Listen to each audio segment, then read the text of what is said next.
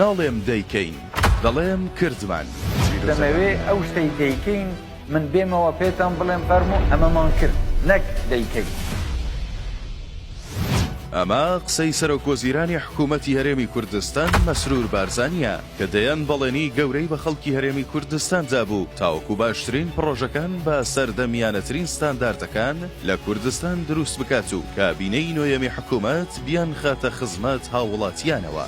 کارەبای 24 کاتژمێری ئاوی خێرا بە بانکیکردنی سیستەمی موچە گرنگیدان بە ژینگە ژێرخانەکانی وڵات ڕێگەوبان کشت و کاڵ و بە دیجیتاڵیکردن و دەیان خزمەتگوزاری دیکە بەشێک لەو بەڵێن و خزمەتانەی سەرۆکوەزیران مەسرور بارزانی بوون کە تاوەکو ئێستا تەواو کراون. ئەو کات دەیان پرۆژە و خزمەتگوزاری دیکەش ماوە کە کاریان لەسەر دەکرێت و لە قۆناغی تەواو بووندا.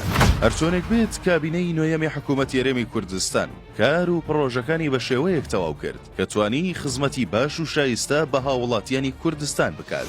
سەرۆکوەزیرانی کابینەکەش تاوەکو ئێستا بەڵێنەکانی خۆی بردووەتە سەر و دەیان پرۆژە و کار و چالاکی دیکەش ماون کە لە قۆناغی تەواو بووندان و دەبێت چاوەڕێی ئەنجامی باشتر و شایستەتر لەو پرۆژانە بکەین کە بەڵێنیەکەی درابوو.